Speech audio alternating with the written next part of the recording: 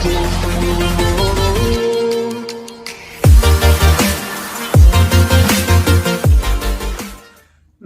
मित्रांनो, मी doctor Manohar Sasane, happy life by doctor Manohar Sasane या आपल्या चॅनलवर आपणा सर्वांचं स्वागत करतो. सुख, समाधान, शांती, आनंद, आरोग्य टिकवून प्रगती करण्यासाठी पाहत राहा हॅपी लाईफ. मित्रांनो, माझे एक जवळचे नातेवाईक श्रीयुत प्रभाकर यादव, सॉफ्टवेअर इंजिनियर, हिंजवडी पुणे येथे राहतात. ते टेक महेंद्रमध्ये उच्च पदावर कार्यरत आहेत आणि ते सनवे हाऊसिंग कोऑपरेटिव्ह सोसायटीमध्ये हिंजवडीलाच राहतात. माझे व्हिडिओ पाहून त्यांनी मला एक मेल केला की डॉक्टर, जर आमच्या सोसायटीमधील एखाद्या व्यक्तीला कोरोनाची लागण झाली तर त्याला हॉस्पिटलमध्ये नेईपर्यंत आम्ही काय करायचं? कारण आमच्या सोसायटीजवळ हॉस्पिटल तर नाही, जवळपास दवाखाना पण नाही आणि जर ॲम्ब्युलन्स यायची म्हणलं तर कमीत कमी 30 मिनटं तरी लागणार.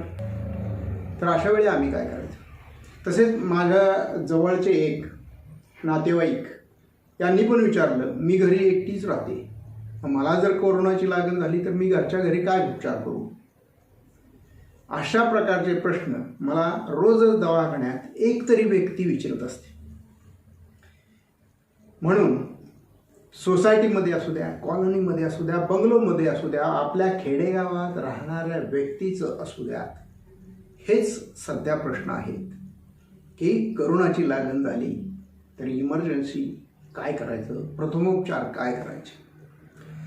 श्रीमंतापासून सामान्य माणसापर्यंत करोनाच काय, परंतु swine flu, malaria, dengue, gastro, दमा, हार्ट अटॅक, सर्पदंश, विंचूदंश यासारखे आजार झाले व्यक्ती जर अत्यवस्थ झाली तर प्रथमोपचार करणं फार गरजेचं आहे.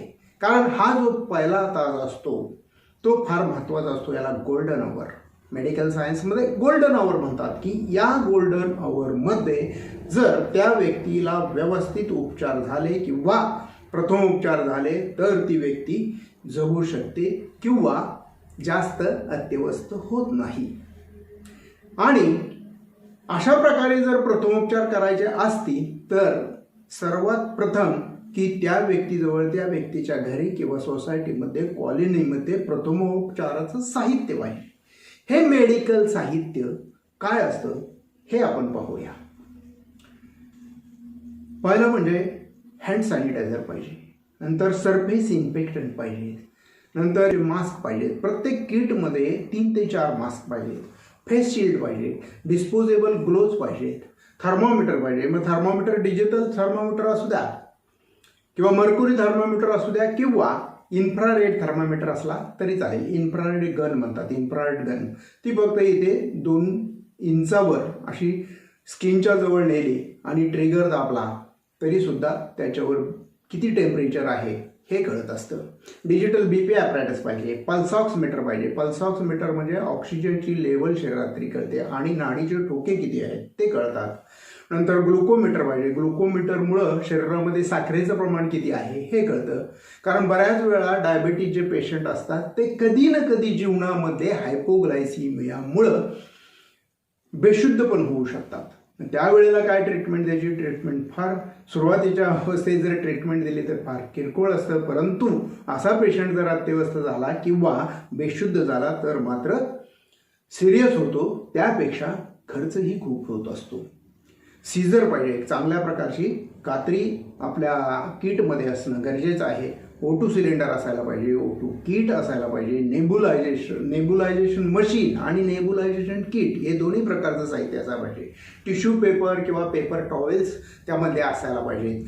स्नेक बाईट लॅन्सेट म्हणजे जर सर्पदंश झाला तर एक रबरी एक पट्टी येते की ज्यामुळं ते विष शरीरामध्ये इतर पसरू नये अशा दृष्टिकोनातून ते लॅन्सेट काम करतं. नंतर जर कुणाला जखम झाली तर त्या वुंड केअरसाठी एक वेगळ्या प्रकारचं साहित्य असतं, ते साहित्य पण पाहिजेत. गॉजरोल, कॉटन किंवा SML म्हणजे small, medium size, large, small, medium, large SML अशा प्रकारचे बँडेजेस पाहिजेत किंवा ड्रेसिंग पॅड पाहिजेत. नंतर आयपॅड पाहिजेत, आयवॉश ड्रॉप्स किंवा आय ड्रॉप्स पाहिजेत.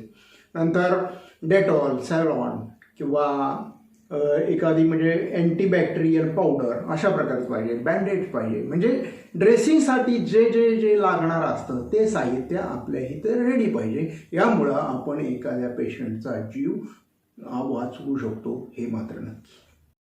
मित्रांनो, प्रत्येकाच्या घरामध्येच इमर्जन्सी मेडिकल किट हवे आहे.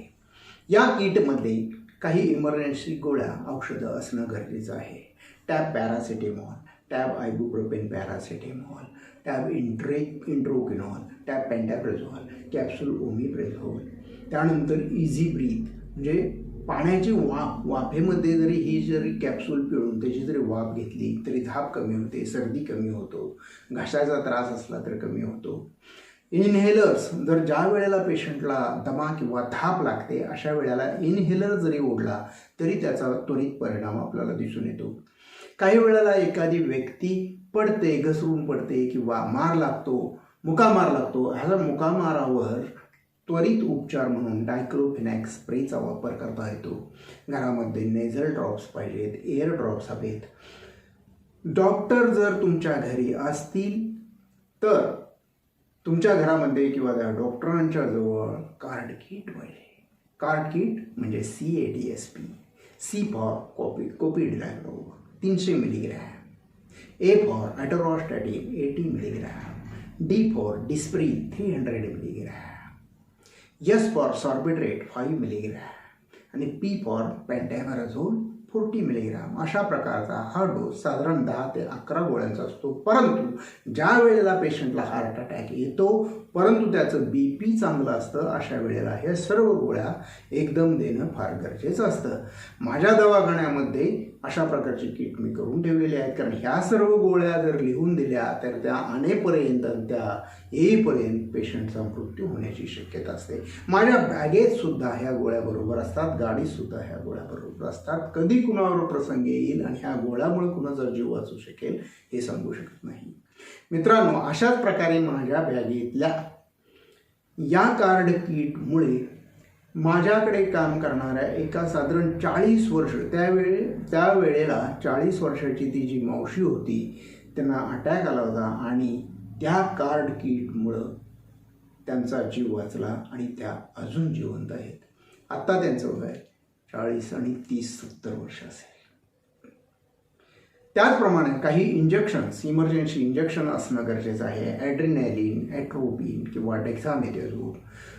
परंतु ही सर्व इंजेक्शन किंवा कार्ड किट हे डॉक्टरांच्या सल्ल्याशिवाय घ्यावयाचं नाही.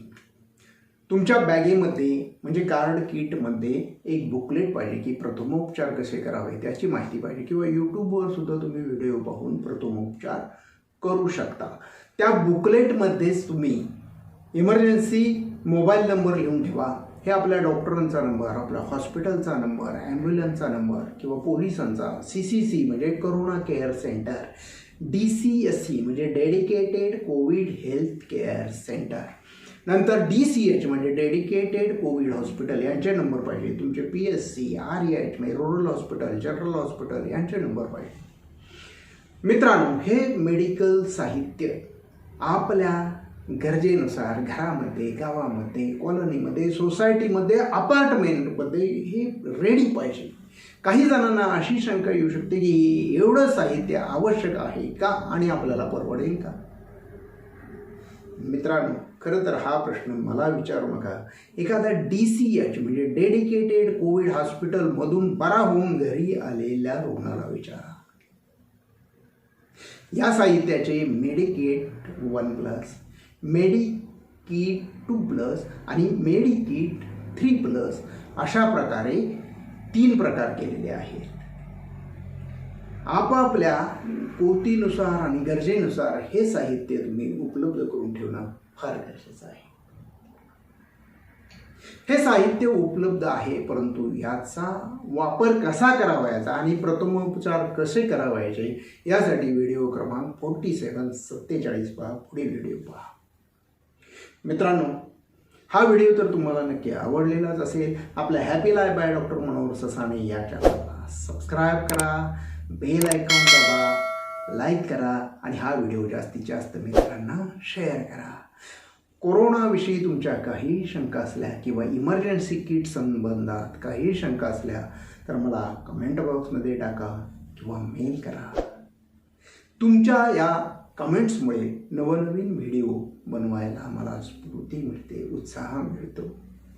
धन्यवाद. नमस्कार.